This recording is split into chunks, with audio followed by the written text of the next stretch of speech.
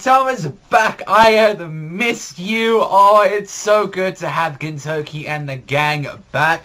And wow, did we have to come back to some serious stuff happening right in the first episode of Season 4 of the 2017 run. And may I just say, and all that, shit is now about to get real, as this is just straight to the point after everything that happened after the last season. The people, we don't have to wait too long for actual kind of jokes and all that. We're getting back to the serious arcs immediately for Gintama. So one of the great things, actually, what they did at the start was that they actually made a whole joke about them being at the late night slot of the whole LITV anime. It was just like, and even when Kagura's like, oh, it's dusty, I don't like this area, it's very dark, and it's like, look at this stupid shit and all that, and it's just like, what is this and all that, and it's like, I kind of find that kind of hilarious, if anything. Like, that's what they were doing. Like, it's like, nah, screw this shit and all that. And if anything, I think like the whole little kind of like shot that they were making, where it's like, what's this weird little bauble thing like that we're picking up, I think that's supposed to be from like another Jump series that just ended recently. I think it's like that Kusosaki one, the guy that has like the kind of the pink hair and like the glasses.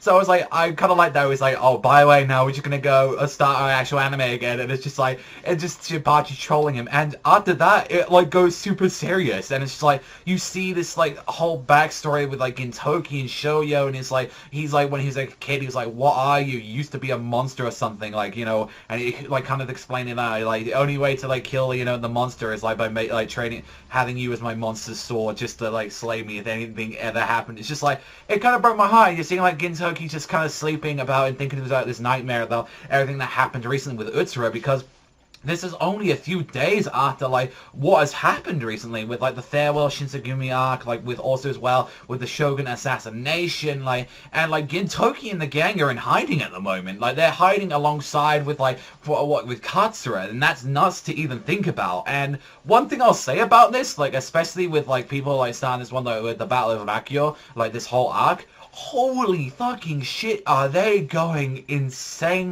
balls to the walls with the pacing. Like, there was like a shit ton of chapters going into this. I'd like to say like a good volume and a half or something was like that, and I like, this is like really fast, like you just kept seeing it, but then again, it felt right. And I think if anything that can be said and all that, like one of the biggest things that was kind of with the Rakio arc that a lot of people I remember having complaints week to week was that sometimes it did feel like very slow, like some of the chapters. It was still really good, but it was taking a little time to set things up, and I think that's how they're actually dealing with it. It's like, we've actually got a good chance to like just go through the material. They don't plan to go through too like, I don't think they plan to let this anime go on for too long. I think it might even be 24 episodes for the most part. That might even be going for maybe in 36. It depends, honestly. If this is the pacing that they're going to keep doing for all of these episodes, then we are just going to be completely, like, cursed something throughout all of it. But it was still really good. Like, even when you saw Nobume coming back there, and, like, even the Kihete are getting involved, where it's like, we want to know where Takasugi is, whether or not he's alive. They got attacked, like, as well, like by the Harasame. It was like,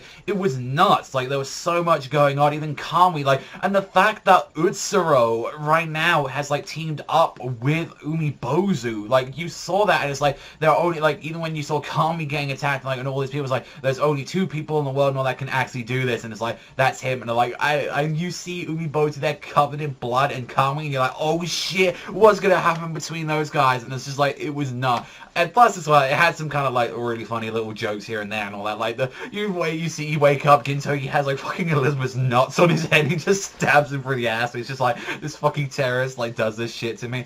Like, it tried how it balanced like the comedy and a lot of the serious like elements into it. It was really good. Like, especially since this is the first time we've seen Nobume after, like, everything that's happened, like, and it kind of feels a little bit right, like, with how, like, we've waited a little while for the manga, so it's kind of like, that death has kind of sit on the characters, while in the manga, it was like, oh, straight on afterwards and all that, so, like, a lot more people had time to sit on, like, just what happened, you know, with losing, you know, like, with a bunch of stuff, and the fact is, like, we don't know what's happened to Takasugi at the moment, like, you know, that shit was getting blown up with Banja, so we've got, like, we don't know what's happened to them and how bad of a condition they are, like, what we saw with Takasugi, he was clearly, like, unconscious and, like, not in a position to walk or talk or do anything. So that's going to be something like that we're going to have to do, like, for it. And we finally got an explanation a lot about what really kind of the main crux or what exactly the Tendo Shu are after. how they've been using the key lines pretty much of the Altana energy, been using this energy and harnessing it, and since they were the only ones to access it in the first place, that's pretty much how they're doing. And since the Altana, these parasite-like beings and all that, what they can do with it is like harness it, and that's how Utsuro has survived for this long. You even saw when, especially he like kind of like got killed and all that, as Shoyo, he came back, like even with like his neck, like head getting chopped off and all that, he was able to regenerate. And it's just like, this is what kind of like monster of the man he is. And it's like, the question is, we don't know how long he's lived for. Like they were saying, like there was like generations upon generations like heading down for like, you know, the Narukun, and it's like, we've got to see like what happened. And it's like, there's always been someone known as Utsuro in the time, even with Nobume being trained as well, like even like Gintoki and all of them. It seems like this is like one time he just left, like he just generally is like, I've had enough of this thing. And what we found out is that he went to go and teach Gintoki and the kids, and the anime only watchers, you don't really know the full story about like everything. Like Utsuro is a very like,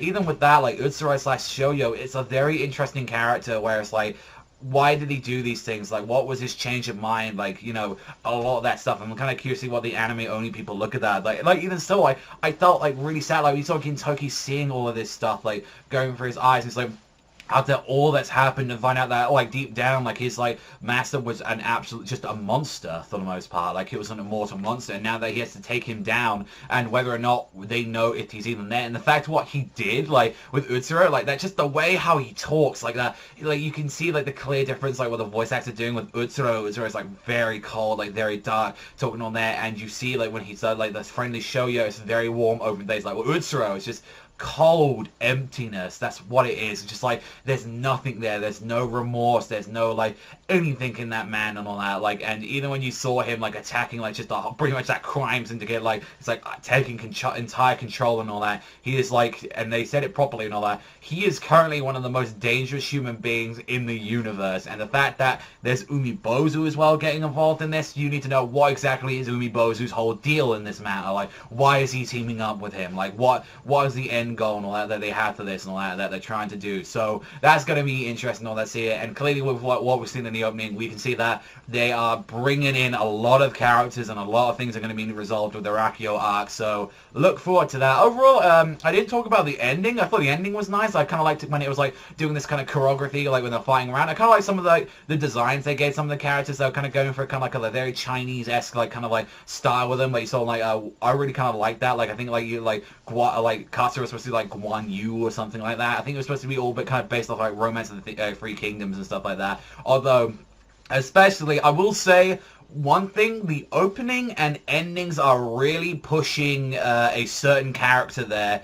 And I think because of what they're showing right there, I think it's kind of safe to say how fast the pacing is to the last season, like, because I generally do think this is going to be the last season of Gintama. A lot of people know that the manga is supposed to be wrapping up. It's got one more arc, and the question, I think, is because they know exactly how long Sorachi's going to take, and that they can just go at full pace if they want to. So if anything, like, you know, this was about 6 chapters. This was a good chunk of chapters. I know that full well. So I'm looking forward to like how it's ending. But it was still a fantastic return to the series, and I really wish a lot more people would watch the show. It is fantastic. So I cannot wait for more of this to come and all that in the future of Gintama. But let me know what you think in the comment section down below. What do you think of the fact that's what's all been happening recently with like Gintama and all that, and especially as well, do you want me to start talking about the manga again? It's been a while since I talked about the manga, but you know, I've been slacking with that. But especially that preview. Look forward to more and all that to Gintama to come. It's all from me. Thank you as always for watching, and I'll see you guys though next time.